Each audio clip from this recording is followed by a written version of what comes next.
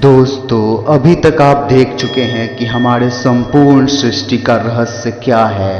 परंतु अगर हम फिजिकल वर्ल्ड की बात करें तो यदि यह संपूर्ण फिजिकल वर्ल्ड एक सच है तो आप बचपन से एक कहावत तो सुनते ही आ रहे होंगे कि जिसका आरंभ हुआ है उसका अंत भी निश्चित है, जिसका जन्म हुआ है उसकी मृत्यु भी निश्चित है। इसीलिए आज हम देखेंगे हमारे पृथ्वी का अंत, यानी पृथ्वी का अंत कैसे होगा।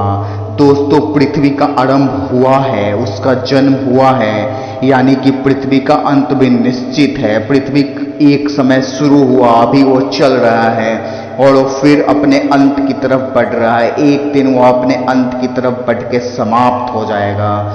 पर जब वह समाप्त होगा तो ऐसा नहीं कि वो हमेशा के लिए खत्म हो जाएगा और उसका अस्तित्व हमेशा के लिए खत्म हो जाएगा। उसका फिर से पुनर्निर्माण होगा।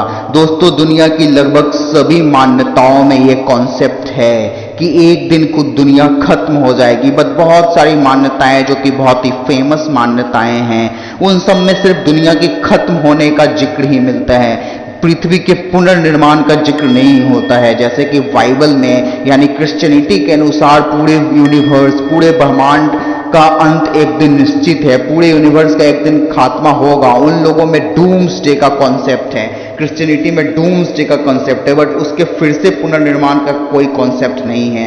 सेम कॉन्सेप्ट इस्लाम में भी है। उन लोगों में कयामत के दिन का कॉन्सेप्ट है कि दुनिया एक दिन खत्म हो जाएगी और जितने भी लोग आज तक मरे हैं, जो अभी तक कब्र में रेस्ट इन पीस में है, शांति से लेटे हुए हैं, वो सब अपने कब्र से उनकी रूह निकलेंगी।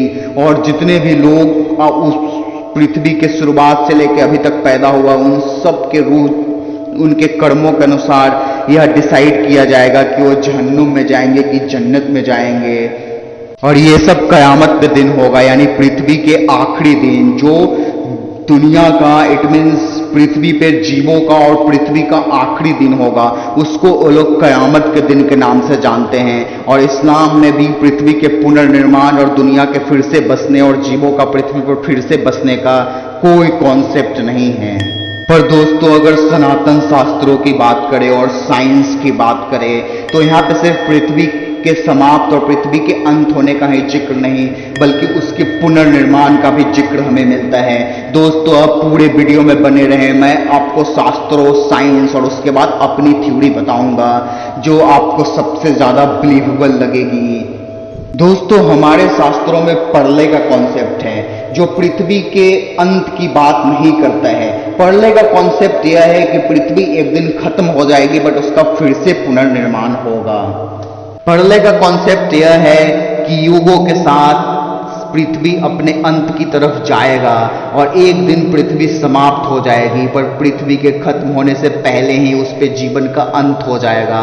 हालांकि पृथ्वी पे नए जीवों की उत्पन्न होने का क्रम और कुछ जीवों के विलुप्त होने का क्रम हमेशा चलता रहता है। अभी जब पृथ्वी अपने अंत की तरफ जा रही है तो धीरे धीरे करके समय के साथ बदलते परिस्थितियों के साथ पृथ्वी पर सभी जीव विलुप्त होते जा रहे हैं और एक दिन पृथ्वी पर से लाइफ पूर्ण रूप से खत्म हो जाएगी। परंतु दोस्तों, प्रलय के कॉन्सेप्ट में पृथ्वी के पुनर्निर्माण का भी जिक्र आता है, बट उसका पुनर्निर्माण कैसे होगा ये भी हम लोग इस वीडियो में देखेंगे। और अगर दोस्तों साइंस की बात माने तो पृथ्वी में पहले जल प्रलय आएगी बढ़ते ग्लोबल वार्मिंग की वजह से, और फिर सूर्य के बढ़ते आकार की वजह से पृथ्वी सूर्य के हैबिटेबल जोन से बाहर हो जाएगी और पृथ्वी पर से जीवन का खात्मा हो जाएगा। दोस्तों, शास्त्रों और साइंस दोनों की अगर माने तो एक बात स्पष्ट है कि पृथ्वी खत्म होगी और एक न एक दिन अवश्य पृथ्वी खत्म होगी। परंतु $1,000,000 क्वेश्चन ये है कि क्या पृथ्वी का पुनर्निर्माण होगा।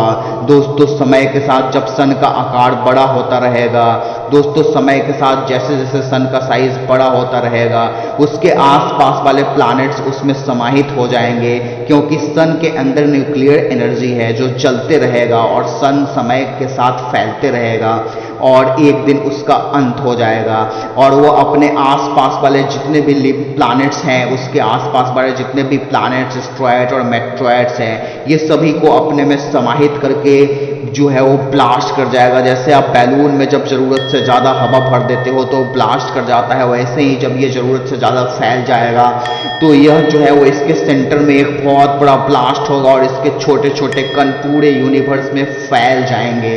और जहाँ पे ये स्टार्स था, यानी कि जहाँ पे ये सन है, उस जगह पे एक बहुत बड़ा ब्लैक होल बन जाएगा।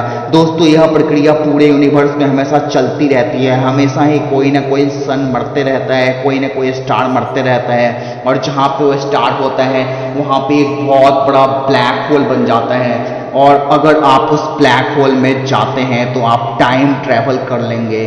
पर सबसे बड़ा सवाल ये है कि आप टाइम ट्रैवल करोगे ही कैसे, क्योंकि जब पृथ्वी ही नहीं रहेगी तो फिर आप कैसे रहोगे और कहाँ रहोगे। ऑफ कोर्स आप किसी और प्लैनेट पे रहोगे, क्योंकि ये प्रक्रिया यूनिवर्स में हमेशा चलती ही रहती है। हर समय कोई न कोई स्टार मरते रहता है और ये जो स्टार के मरने का प्रोसेस है, जिस जगह पे स्टार रहता है उस जगह पे उसके मरने के बाद एक ब्लैक होल बन जाता है।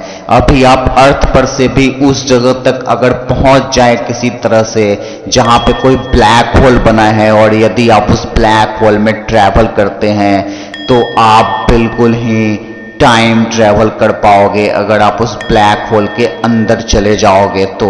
पर सवाल ये है कि आप कौन से जगह का टाइम ट्रैवल करोगे। आप अर्थ पर का टाइम ट्रैवल करोगे या यूनिवर्स का टाइम ट्रैवल करोगे। ऑफ कोर्स आप यूनिवर्स का टाइम ट्रैवल करोगे और फिर आपको संपूर्ण चीजों के अस्तित्व का ज्ञान होगा और अपने आप के अस्तित्व का ज्ञान भी होगा।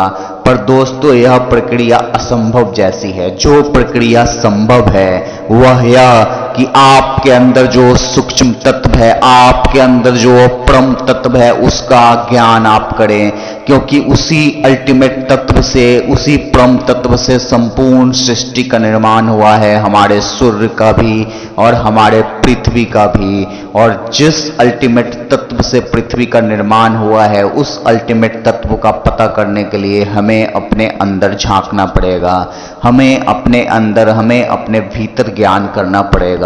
तो ये संपूर्ण पृथ्वी की रचना के बाद, जिस समय पृथ्वी अपने अंत में होगी, जिस समय सन का साइज इतना बड़ा हो चुका रहेगा कि पृथ्वी उसके हैबिटेबल जोन से बाहर हो चुकी रहेगी, उससे पहले ही अर्थ पर से जीवन समाप्त हो चुका रहेगा।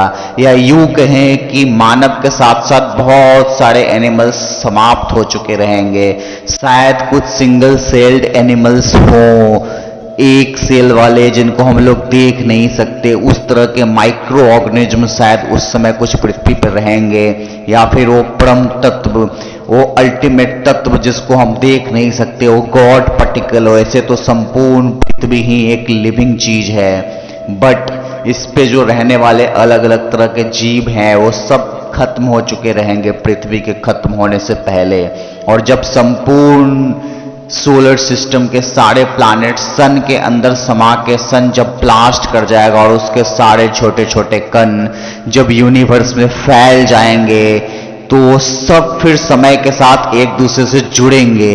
जैसा आप जानते हैं उन सभी में ग्रेविटेशनल पावर होता है, वो सभी में मैग्नेटिक पावर होता है। तो वो सभी कण, वो सारे छोटे छोटे कण, वो सारे छोटे छोटे पार्टिकल्स, वो अल्टीमेट पार्टिकल, वो परम तत्व, वो गॉड पार्टिकल आपस में जुड़ते जाएंगे और फिर से सन का निर्माण हो जाएगा। और वो सारे अल्टीमेट पार्टिकल्स जब एक दूसरे से जुड़ेंगे तो उनके आपस के घर्षण से फिर से नाभिकीय ऊर्जा पैदा हो जाएगी जो सन बनेगा उसमें, और उस तरह से वो स्टार बन जाएगा।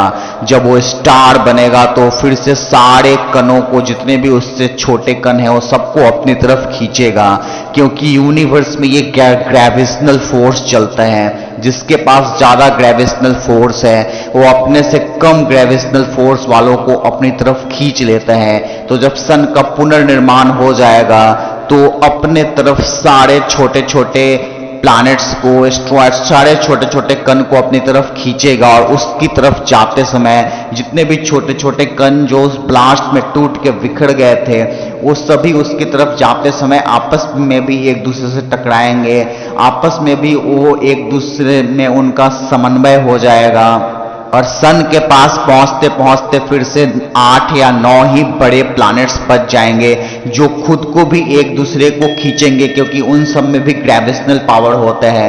तो कोई कहीं नहीं जा पाएगा और उसी जगह पे रह के गोल गोल घूमता रह जाएगा और अल्टीमेटली सन का भी तो पावर उसको खींचेगा ही उन सभी को। तो वो लोग सन के चारों तरफ भी घूमते जाएंगे। यानी कुल मिला के कहने का यह तात्पर्य है कि जब सारे छोटे छोटे कण आपस में जुड़ेंगे तो फिर से सन बन जाएगा, उसके अंदर नाभिकीय ऊर्जा भी पैदा हो जाएगा और वो सन बनने के बाद फिर से सभी छोटे छोटे कण को अपनी तरफ खींचेगी और उसी प्रोसेस में बहुत सारे कण एक दूसरे से जुड़ जुड़ के बड़े प्लैनेट्स बन जाएंगे और वो सारे प्लैनेट्स एक दूसरे को भी अपनी तरफ आकर्षित करेंगे ग्रेविटेशनल फोर्स से। तो कोई कहीं नहीं जाएगा और सब एक ही जगह पे रोटेट करेगा और सन के चारों तरफ भी रिवॉल्व करेगा और इस तरह से यह पूरा प्रोसेस चलता रहेगा। यानी कि सब कुछ फिर से बनेगा, सब कुछ चलेगा और फिर एक दिन खत्म हो जाएगा और फिर वापस से सब कुछ बनेगा। पूरे यूनिवर्स में हमेशा ऐसा ही होता रहता है और यह सिर्फ सोलर सिस्टम, यह सिर्फ सन और उसके फैमिली मेंबर्स के साथ नहीं बल्कि सारे स्टार्स के फैमिलीज के साथ और संपूर्ण यूनिवर्स में ऐसा ही होता है। तो दोस्तों, इसी तरह की ज्ञान की बातों के लिए देखते रहिए ईस्टर्न फिलॉसफी। मिलते हैं अगले वीडियो में। ज्ञान जो ज्ञान है, जानकारी नहीं।